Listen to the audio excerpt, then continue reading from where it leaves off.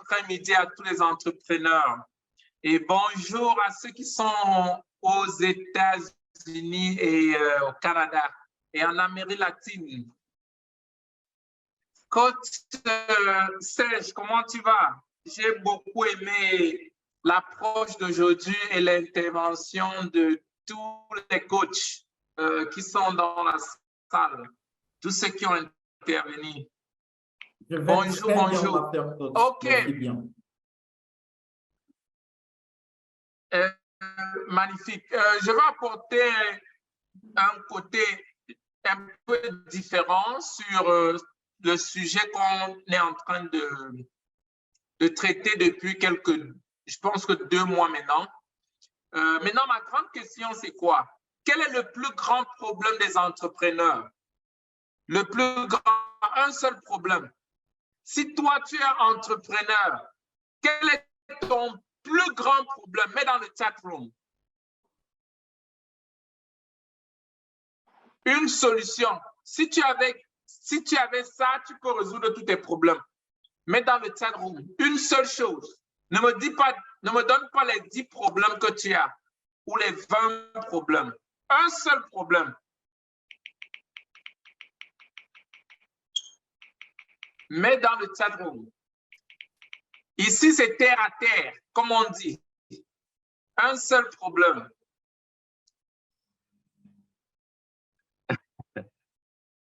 L'organisation, la communication, la discipline, la vente. Patrick Hollande, la vente. Coach Daniel, comment avoir mes clients à portée de main. Ouais. Coach Colette, la visibilité. Coach Marie-Claire, to see my project start. Coach Chimay, la vente.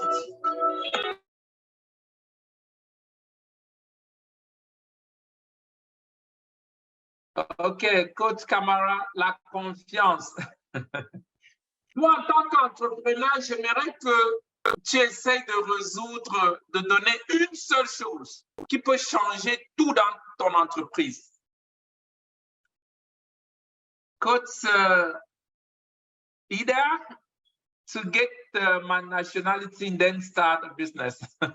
Wow, no problem to have. Yeah. Vas-y, mets dans le chat room, je suis en train de lire. Coach Madiador, convertir mes connaissances en euros. Wow, magnifique. Magnifique. Mon réseau. Coach Bertrand du chat. Coach Béatrice, faire des bénéfices. Wow. OK. Coach Colette, développer un très bon réseau, écosystème. Oui. Comment est-ce qu'on peut catégoriser tout ceci? S'il faut résumer tous les problèmes là, comment est-ce qu'on peut appeler ça?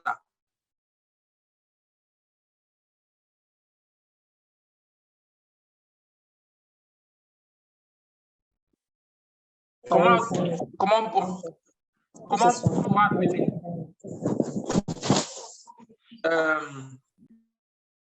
Comment on pourra appeler ceci?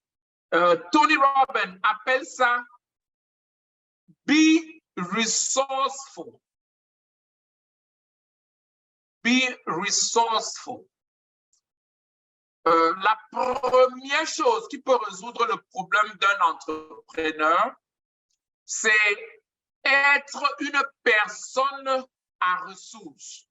Et maintenant, comment est-ce qu'on peut être une personne à ressources?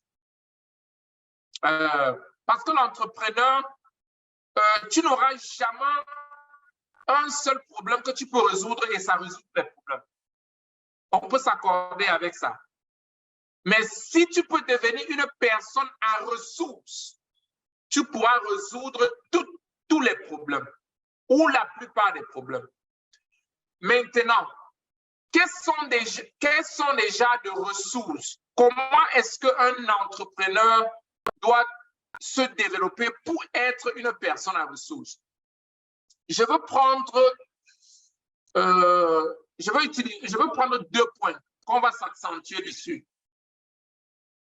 Quand Béatrice me dit faire des bénéfices, ça veut dire que c'est un problème. Et comment elle peut résoudre ceci? Comme elle ne sait pas exactement comment résoudre les problèmes, il faudrait qu'elle sache comment déployer ou trouver des ressources pour résoudre ce genre de problème. Quand Coach Colette dit par exemple développer un réseau, c'est très possible de développer un réseau.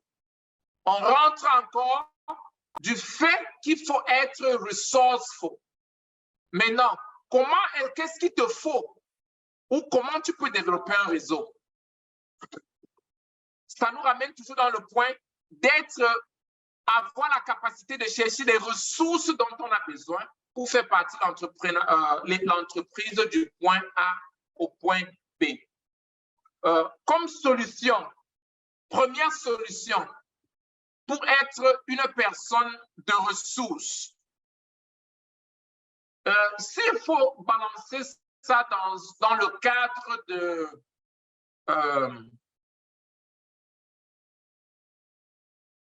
développer des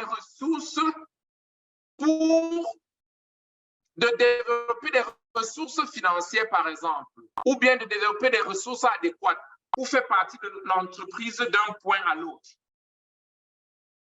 Le premier point déjà, ce sera d'identifier les problèmes qu'on a dans l'entreprise. D'identifier les problèmes qu'on a dans l'entreprise. Parce que quand tu connais le problème que tu as, la première chose, ce sera quoi? Tu dois te dire, mais attends, qui peut m'aider à résoudre ce problème? Ou alors, où est-ce que je veux trouver des ressources financières pour payer quelqu'un pour m'aider à résoudre ce problème? Je dirais que ça, c'est la façon traditionnelle. Ça, c'est la façon traditionnelle. Je veux te donner une méthode que si tu appliques ça dans ton entreprise aujourd'hui, que tu sois bloqué pour 1 million de francs CFA ou 1 000 $ ou 10 000 $ ou 10 000 € ou 500 000 €, tu auras la possibilité de susciter les fonds dont tu as besoin pour répondre à ce besoin. C'est quoi la première méthode? Tu dois faire l'inventaire de ce dont tu as besoin. Donc, dans ton business plan ou bien ta stratégie d'implémentation ou bien la stratégie d'implémentation du problème que tu veux résoudre. La première chose sera déjà de faire l'inventaire du problème que tu as. Quel est le problème que tu veux résoudre? Je prends l'exemple. Quand Béatrice peut-être veut faire plus de bénéfices dans sa vente, par exemple, il faut trouver quelqu'un peut-être qui peut revoir le produit. Parce qu'on fait le bénéfice dans la vente, soit en apportant plus de valeur ou alors en augmentant la quantité de vente. Quand tu penses qu'il faut trouver quelqu'un qui peut t'accompagner, peut-être un coach en vente, ou alors celui qui peut améliorer les produits, il faut déjà penser payer cette personne. Donc, ça peut devenir très difficile à un entrepreneur de dire non, moi, je n'ai pas d'argent pour payer. Mais il y a une autre façon que tu peux utiliser, par exemple, une autre approche que tu peux utiliser pour amener quelqu'un à t'accompagner dans le déploiement ou la vente de tes produits pour qu'à la fin, tu puisses faire plus de bénéfices. Par exemple, si dans tes ventes, tu es en train de vendre des vêtements et tu veux quelqu'un qui peut améliorer. Pour le moment, tu vends des vêtements à 20 $. Et tu sais que si tu gagnes 5 $ et tu veux gagner peut-être 10 $, et tu trouves quelqu'un pour améliorer, au lieu de payer la personne upfront, tu dis à la personne, tu m'aides à améliorer le produit que j'ai en ce moment, je te fais gagner $3 par produit. Tu vois que directement, ça va te faire gagner $5 de plus. Tu donnes $3 et tu gagnes $2. Et si tu vends 100 produits par semaine, la personne pourra gagner directement $3 fois 100 par semaine. Tu vois, de la même façon, sans avoir le upfront, sans avoir à payer avant, tu peux négocier avec quelqu'un qui peut t'aider à avoir ce que tu veux et la personne gagne pendant que tu es en train de, pendant que tu trouves la solution dans le problème que tu as. Qui a compris l'approche? Qui a compris l'approche que j'ai utilisée? Donc, tu n'as pas forcément besoin d'aller prêter de l'argent ou aller susciter les fonds, mais tu peux capitaliser par un partenariat stratégique au résultat pour avoir la solution à tes problèmes. Nous, surtout, nous Africains, on a toujours mis dans la tête que si je veux quelque chose, il faut que j'aille chercher de l'argent pour aller payer quelqu'un pour me donner cette solution. Mais si tu sais ce que tu veux, tu connais la personne qui a la solution, peut-être le paiement ne sera pas seulement avec l'argent.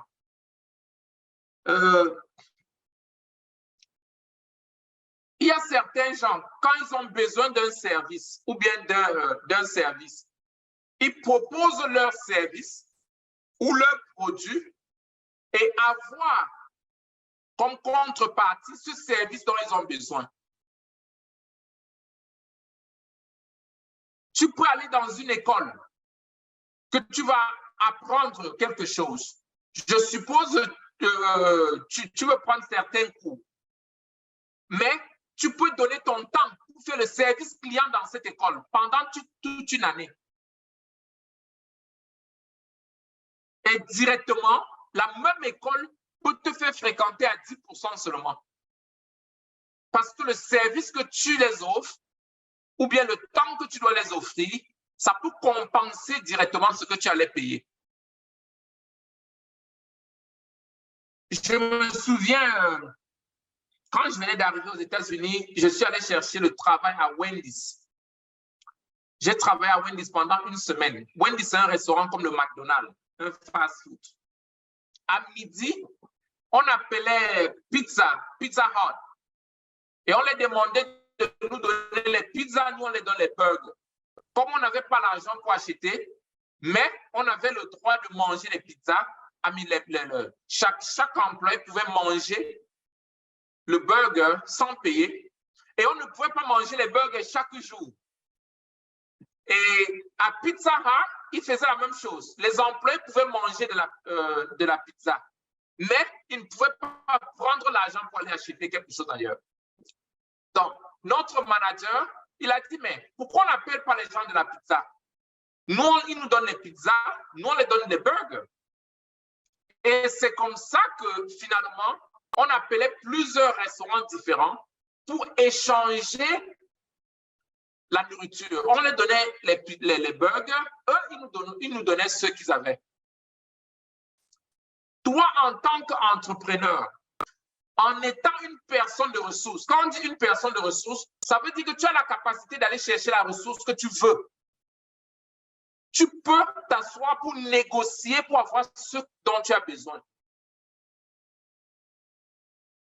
Tu peux avoir un produit et que tu veux commercialiser. Je prends le cas de Bâton Bertrand, qui est au Tchad, qui veut développer son réseau. Tu peux trouver quelqu'un comme coach Serge, qui a une capacité avancée pour développer les réseaux. Toi, tu as un produit, tu as besoin de lui pour t'aider à développer ton réseau. Ça peut être un produit que tu es en train de vendre à $5 par exemple, sur le réseau que tu es en train de construire. Tu lui dis, coach Serge, toi, tu m'aides à développer mon réseau, je vends 10 produits peut-être par semaine. chaque produit, tu as 2 $, par exemple. Je ne crois pas qu'il dira non. Et non seulement, ça va l'obliger à travailler sur le résultat. Je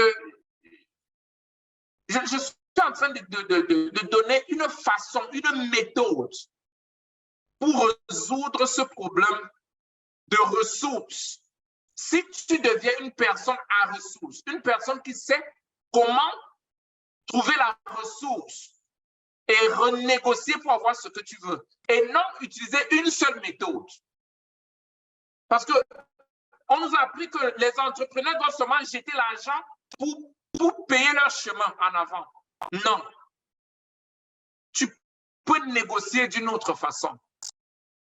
Tu peux négocier en donnant une petite partie de tes revenus à quelqu'un pour qui t'apporte cette solution.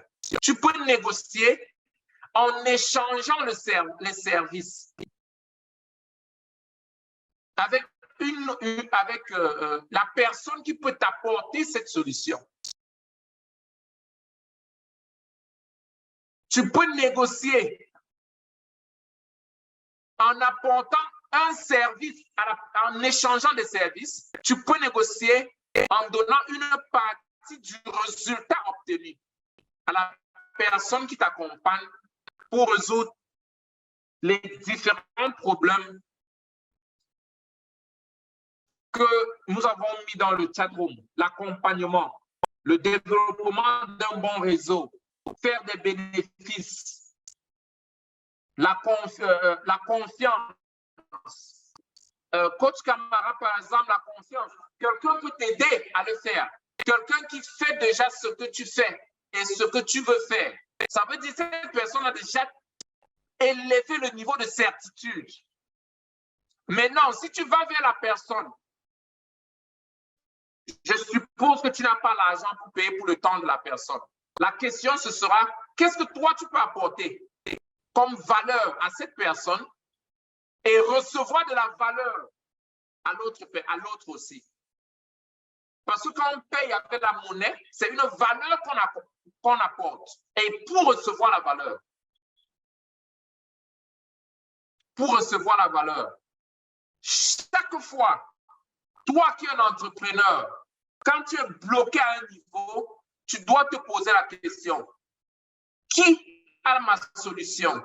Et si tu trouves la personne, la deuxième question sera, quelle est la valeur que je peux apporter? Quelle est une valeur autre que l'argent que je peux apporter à cette personne pour recevoir de la valeur aussi? Aujourd'hui, les grandes entreprises, par exemple, comme Google, des grandes surfaces comme Amazon, aujourd'hui, ils tradent les services avec les autres. Ils tradent les services. Google peut approcher Delta pour leur dire, bon, pour tous nos employés, nous voyageons beaucoup, vous nous donnez les billets d'avion à 30%. Mais vous, on vous laisse sur notre première page. Donc, quand on met airline, vous êtes sur notre première page. On ne vous paye pas, vous ne nous payez pas, vous nous donnez les billets à 30%. Ou alors, vous nous donnez 300 billets par an. Et dans le search engine, Delta viendra à la première page, à tout moment, sans payer. Donc, directement, Google n'a pas besoin d'aller raise 10 millions de dollars pour faire voyager tous ces entrepreneurs, tous ces CEO et les employés, mais a la possibilité de payer peut-être 30% seulement. Ou alors recevoir 300 tickets de voyage de Delta. Ça permet à Delta de vendre 300 tickets de voyage avant le début de l'année. Et ça permet aussi à Google d'épargner, je peux dire, 10 millions de dollars. Qui est en train de comprendre le mécanisme? Ça peut se passer avec tous les domaines, tous les domaines. Supposons coach Matador dans son domaine de santé, d'assurance santé. Vous voyez, le système des crédits cartes, des cartes de crédit, c'est une approche de ce genre de système que je suis en train d'expliquer là. Si Coach Majador, par exemple, va avec la plupart des entreprises et leur dit, on apporte la santé universelle à vos employés, mais vous n'allez pas nous payer en argent. Vous allez nous payer en service. Je suppose une entreprise qui fait dans la digitalisation. Vous allez maintenir notre page et vous allez nous pousser notre page pour qu'on touche tel nombre de personnes, par exemple, par mois. Tu vois, ce sera comme si elle vient de susciter, si ça coûtait 100 millions pour faire ce genre de publicité par an. C'est comme si elle venait juste de dépenser 100 millions en forçant d'autres à avoir ces services. Et pour les autres, ce sera aussi un grand plus parce que ça doit leur coûter normalement peut-être 100 millions aussi. Mais maintenant, ils ne doivent pas sortir cet argent dans leur caisse parce qu'ils ont déjà reçu ce service. Quand tu regardes dans ton business plan, ta stratégie d'implémentation, tu dois payer le web designer, le vendeur, le locataire là, tu dois louer. Il y a plein de choses que tu peux payer. Maintenant, si tu négocies et tu ne payes pas, tu vois que directement, c'est comme si tu as mis cet argent dans ta poche. Si tu trouves un papa ou quelqu'un qui a un bâtiment, tu lui dis, je veux que tu me donnes ton bâtiment, mais les membres nous, on prend 10 membres de ta famille, on va s'occuper de leur santé, tel point, tel point, tel point, mais on ne te paye rien pour ton bâtiment. Tel bâtiment coûte 400 000 par mois. Nous, on prend 10 personnes, tes parents, tout ça, on s'occupe d'eux. Tu n'auras rien à payer. Pour beaucoup, ce sera tellement un release. Parce que ce sera comme un acquis en ce moment. Donc, chaque entrepreneur doit tout faire pour capitaliser en échange de services et compensations pour avoir la solution sur son problème. Et non seulement penser qu'il faut aller susciter les fonds. D'ailleurs, c'est même la meilleure façon pour susciter les fonds. Parce que tu veux les fonds, pourquoi? Tu veux les fonds pour résoudre un problème. Si tu peux aller directement négocier le trade pour résoudre le problème, ce sera plus idéal. Parce que si tu es dans des pays comme à l'étranger, ça va t'épargner le capital gain, les taxations élevées.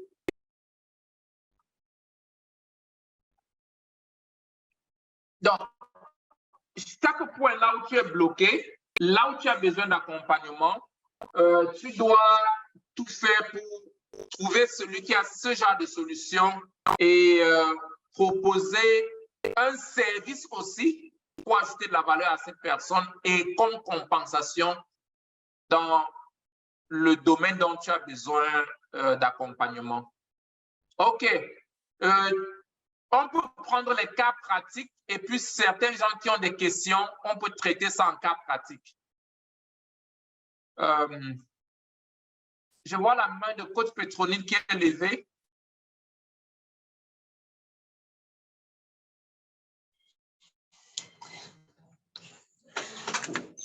Je peux parler? Bien sûr, coach Petronil, vas-y. Oui, coach Petronil, vas-y. Merci beaucoup, Master Coach, pour tout ce que vous venez de nous donner comme enseignement. Mais chaque fois, je me sens toujours comme un peu bloquée parce que je compare avec ma situation particulière. En prenant l'exemple de ce que j'ai fait de l'orphelinat, et puis vous avez parlé de faire un partenariat stratégique avec quelqu'un. Maintenant, au niveau de l'orphelinat, nous avons besoin, par exemple, des éducateurs sociaux. Alors, je me demande quel partenariat je vais faire avec un éducateur social. Qu'est-ce que je peux lui offrir en retour? Parce que je vois que ces personnes, s'ils viennent ici, ils viennent intervenir, ils ont besoin de salaire.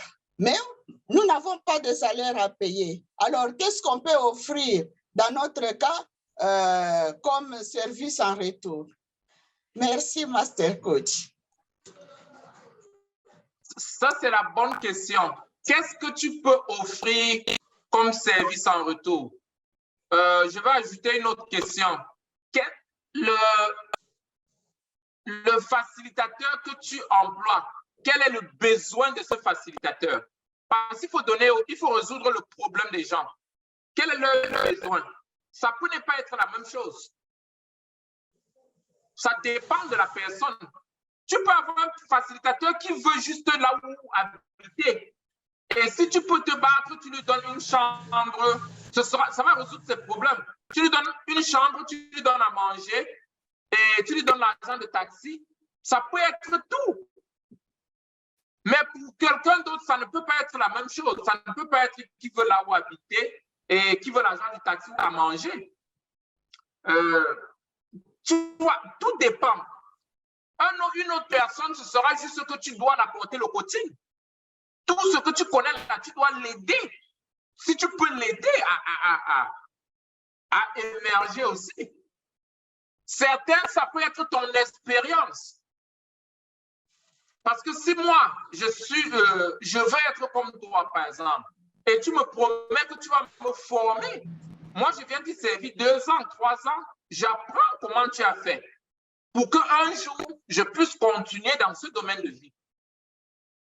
Donc, tu dois savoir c'est quoi, qu'est-ce que cette personne veut, qu'est-ce que l'autre veut. Et c'est là où il peut avoir l'échange. Certains, ça peut être ton influence, ton network. Les gens que tu connais, est-ce que tu peux les introduire? Est-ce que tu peux les faciliter certaines choses aussi? Donc, ça dépend. Tu dois savoir ce que l'autre veut. J'ai un peu utilisé le cas de Coach Madiador. J'ai pris son service qu'elle offre et ce que les gens ont besoin. Donc, tu vois, ça balance. C'est pourquoi j'ai commencé par dire que nous devons être des personnes à ressources. Quand je m'approche de toi, tu dois être une personne à ressources. Une personne à ressources, c'est la personne qui peut m'aider à avoir ce que je veux. Qui peut trouver la solution. Parce qu'on dit qu'on a des problèmes parce qu'on n'arrive pas à trouver la solution. Mais quand tu amènes quelqu'un d'autre dans tes problèmes, la personne peut t'aider à développer la solution très rapidement aussi. Donc, être une personne à ressources, c'est capital. Si je veux prendre mon cas avec toi, j'ai le fardeau dans mon côté philanthropique, j'ai le fardeau pour aider les gens démunis. Si je ne me connectais pas avec toi, comment est-ce que je pouvais apporter même $1 pour aider les enfants? Ça allait être très difficile pour moi parce que je ne peux pas être à Kinshasa en train de faire ce que tu fais. Donc, c'est aussi en travaillant avec toi, tu me fais accomplir ma mission dans la vie. Peut-être vous pensez que je t'aide. Non, c'est toi qui m'aides. C'est du gagnant-gagnant. Donc, je le fais avec joie, par exemple. Et il y a plein d'autres gens dehors, que ce soit des politiciens, que ce soit les philanthropes, que ce soit... Il y a plein de gens dehors qui sont peut-être comme moi, qui ont besoin de savoir qu'ils sont en train de contribuer dans la vie des autres, qui ne fait pas partie de leurs obligations. Parce que si je paye l'école à mon neveu, ça, c'est pas la philanthropie. Je sais que je n'aide quelqu'un, c'est un devoir. Mais si je peux payer ou bien avoir un peu d'arachide pour aider un enfant de la rue, c'est que je suis en train vraiment de faire quelque chose, l'œuvre philanthropique, par exemple. Donc, la meilleure question, une des meilleures questions, ce sera qu'est-ce que le facilitateur veut? Qu'est-ce que je peux? Qu'est-ce qu'il a besoin? Et parfois, tu peux aller chercher pour leur donner. Pas toujours l'argent. Si tu fais une publicité maintenant, tu dis, venez travailler donnez votre temps pour veiller sur les enfants et je vous donnerai le logement gratuit. Tu verras qu'il y aura au moins 50 personnes qui seront à la porte de l'orphelinat aujourd'hui. Parce qu'ils ont ce problème-là. Ils sont prêts à travailler s'ils ont où dormir. Et peut-être toi, tu vas juste louer un grand bâtiment, une grosse maison, tu mets plusieurs personnes dedans. Ils ont à manger et ils ont là où dormir. Peut-être ils travaillent 5 jours par semaine ou 4 jours. Ils ont 3 jours pour eux-mêmes faire autre chose. Tu vois, au lieu de leur donner de l'argent, tu as résolu un problème et eux aussi, ils sont en train de t'assister sans que tu ne leur donnes de l'argent.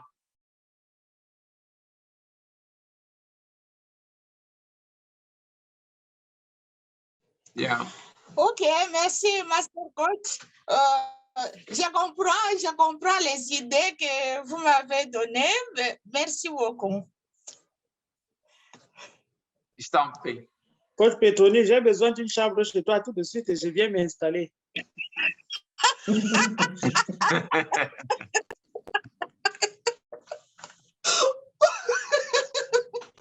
Coach j'adore. Oui, Coach Annabelle, vas-y. Merci beaucoup, Coach Raphaël, pour cette présentation. Moi, j'ai une question par rapport au mentorat, parce que vous avez parlé du partenariat et le mentorat. J'aimerais savoir quelle est l'approche, la meilleure approche pour essayer d'entrer en contact avec un mentor qui fait dans le même business que vous, sans que cette personne ne soit... ne croit que vous êtes son concurrent. Par exemple, moi qui fais dans les vêtements de sport, comment est-ce que je peux aller vers une société que j'admire ou vers quelqu'un qui fait la même chose mais qui est plus avancé que moi et lui demander est-ce que tu peux être mon mentor sans qu'il ne se sente un peu comme si je suis son concurrent. Merci. Naturellement, beaucoup de gens qui ont réussi dans un domaine, quand vous leur demandez l'aide, ils reçoivent, ils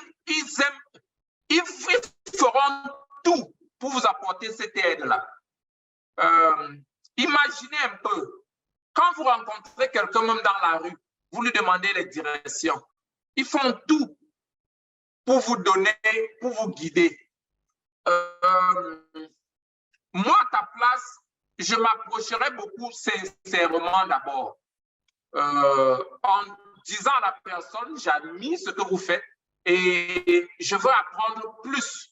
Voilà ce que je fais et j'aimerais apprendre plus de vous pour être mieux dans ce que je fais. Naturellement, les gens, bon, il peut y avoir des cas exceptionnels, mais naturellement, les gens vont beaucoup vous apporter de la valeur. Surtout au niveau de l'Occident. Parce que ce que vous faites d'abord, c'est beaucoup plus avancé dans le Western. Si vous contactez des gens, ils pourront beaucoup vous apporter la valeur. Ça, c'est d'un. De deux, l'autre approche, c'est quoi? C'est de chercher à servir ce genre-là. Faire le volontariat pour observer et s'approcher. Beaucoup de grandes personnes constituent des murs à côté d'eux pour se protéger. Pourquoi? Parce que quand vous avez des choses à perdre, directement, les gens utilisent beaucoup d'approches, surtout avec ce monde d'aujourd'hui, où les gens portent plainte pour toutes les petites choses. Et Coach Madiado a parlé des réseaux sociaux. Parfois, les gens vous approchent juste pour voir tout ce qu'ils peuvent filmer de vous et faire de ça la publicité. Donc, mais dans le service, vous ne pouvez pas vous protéger contre quelqu'un qui vous sert. Naturellement, quand on sert, on entre partout et puis on a beaucoup plus accès, quoi. Donc, le service est une approche très stratégique pour s'approcher des leaders. Donc, moi, je peux recommander le service ou alors contacter des personnes directement, leur dire, bon, voilà, j'ai besoin d'aide dans tel domaine. Ou alors cibler certains leaders et participer à leurs conférences s'ils ont des programmes de coaching ou du mentorat. Participer dans des programmes comme ça, quoi. Les lire aussi, parce que beaucoup ont écrit. Si tu peux acheter déjà leurs livres, leurs formations, tu les suis, tu vois comment ils font. Toi, tu es coach, tu as la capacité d'analyser et mettre deux informations ensemble, quoi. Ouais. Mais le secret, c'est la proximité. Plus tu es proche, plus tu vas voir les choses, tu peux faire la découverte des secrets, quoi. Mm-hmm.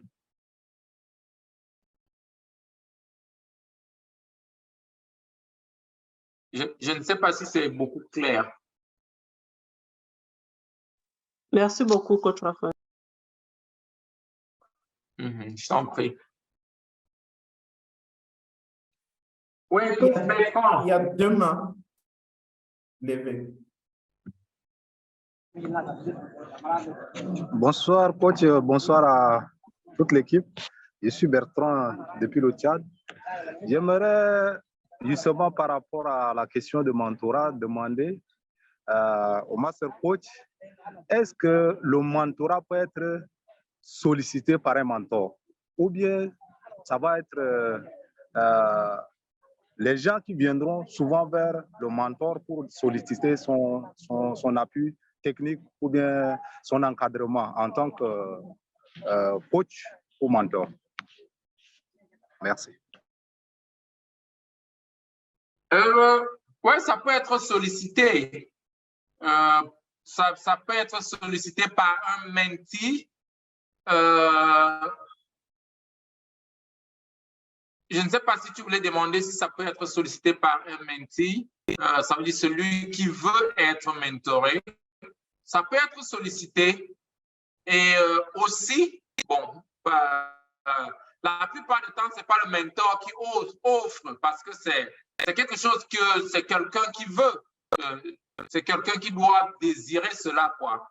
Mais non, dans le cadre de l'entreprise ou bien dans le cadre de ceux qui sont rapprochés à un leader, naturellement, beaucoup de leaders offrent le mentorat à ceux qui sont beaucoup rapprochés de lui pour les équiper. Ouais. Mais le mentee peut solliciter, quoi.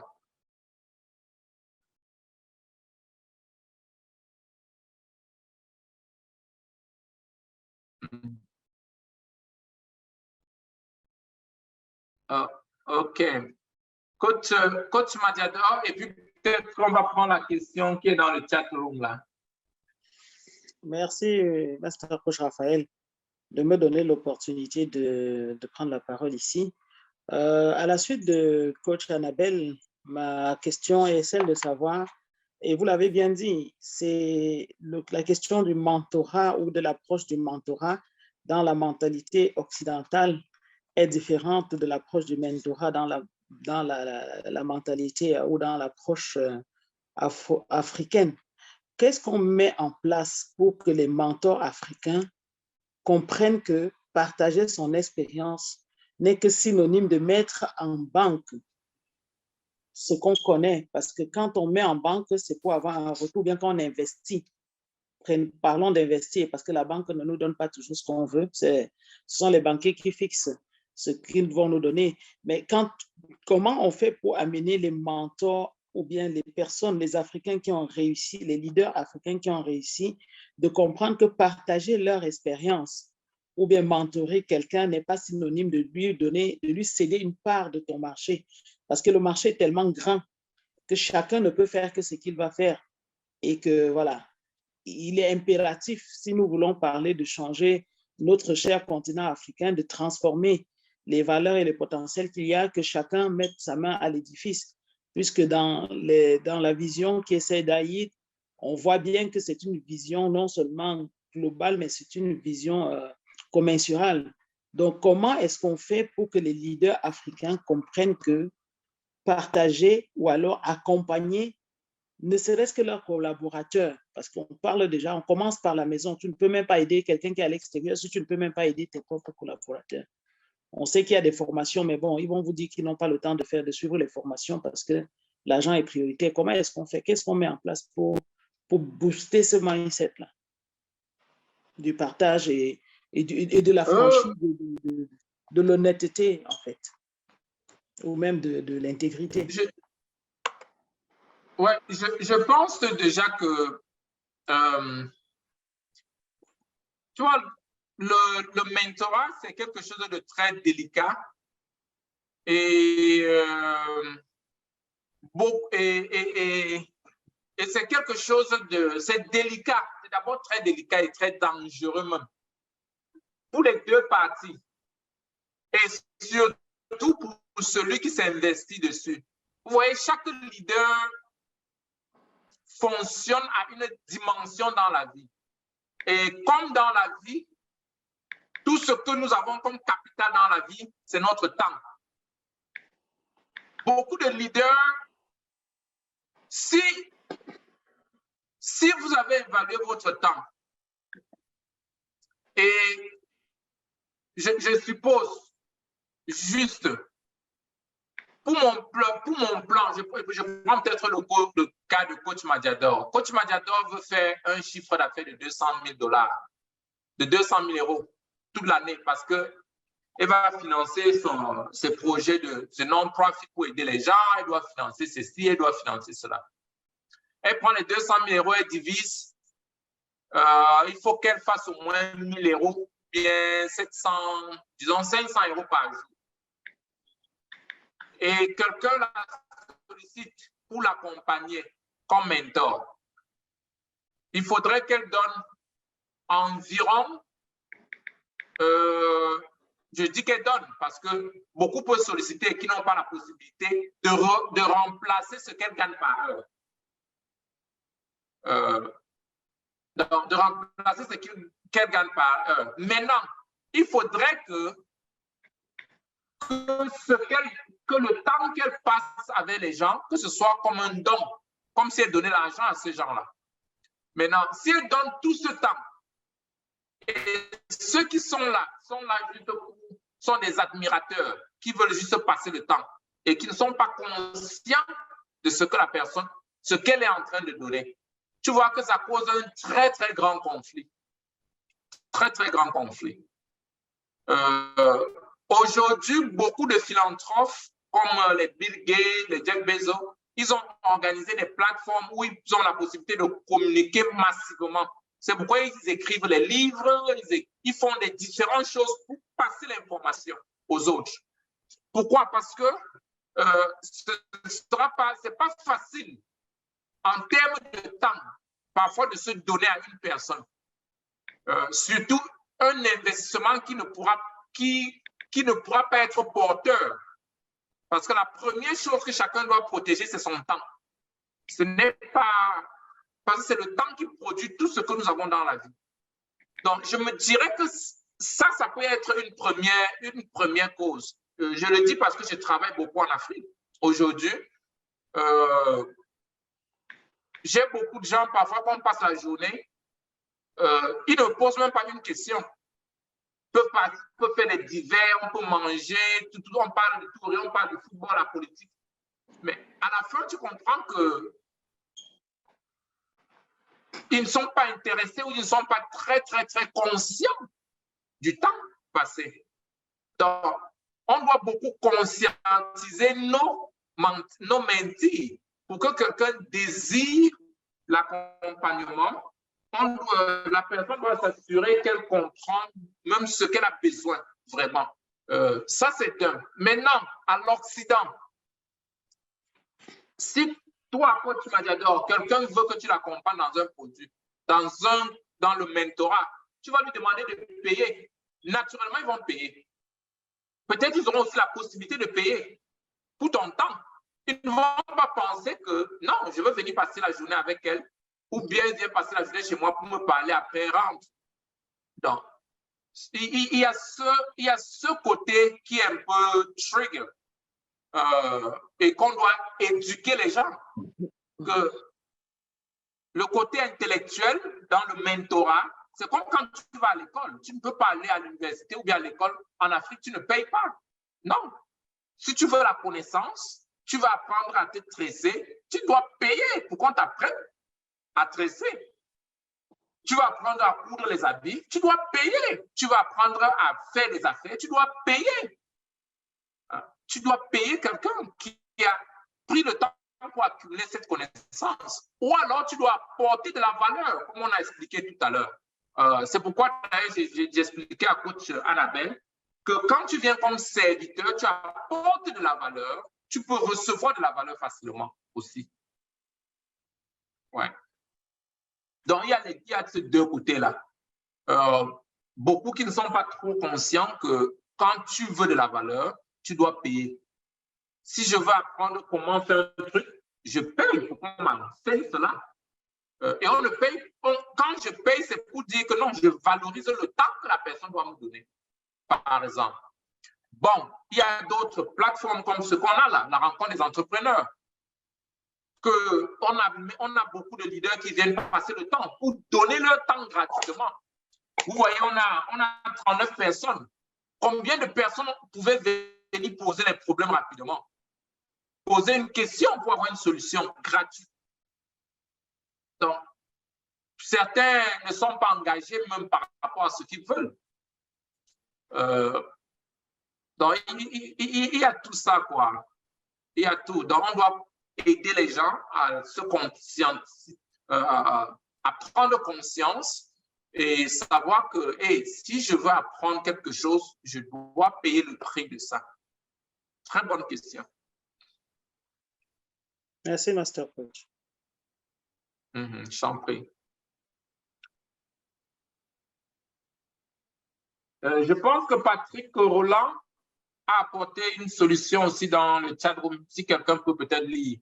Oui, c'était là une réaction par rapport à la question que posait coach Pétronier depuis la République démocratique du Congo. Il dit, et je dis, ou alors elle pourrait aussi chercher une entreprise qui pourrait payer ses éducateurs à sa place, une entreprise qui a besoin de visibilité, une entreprise qui a besoin de visibilité et dont on pourra médiatiser leur soutien à l'orphelinat et en contrepartie, cette entreprise peut payer pour un ou plusieurs formateurs pour une période de temps donnée, donc échange de services naturellement.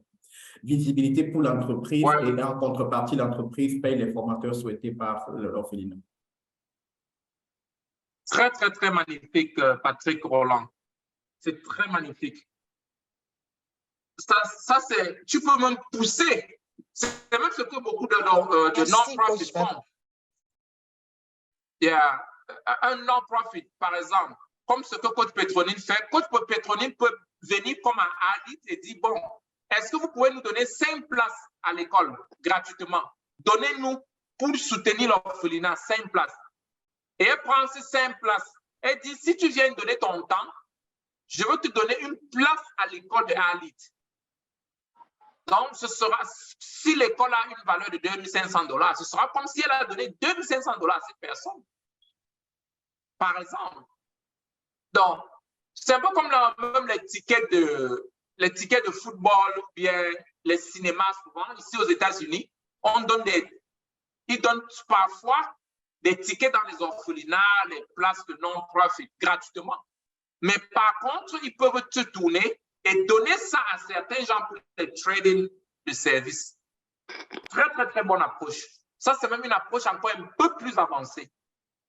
Tu négocies quelqu'un qui peut te donner un service, tu cherches quelqu'un qui a besoin de ce service, tu lui donnes et puis tu reçois un autre service.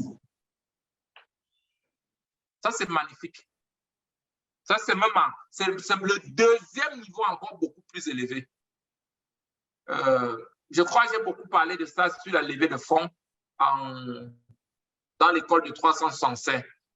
Comment tu peux avoir un service, tu peux avoir quelque chose de gratuit et puis tu balances ça, tu reconvertis de l'autre côté. Patrick, très, très bonne contribution.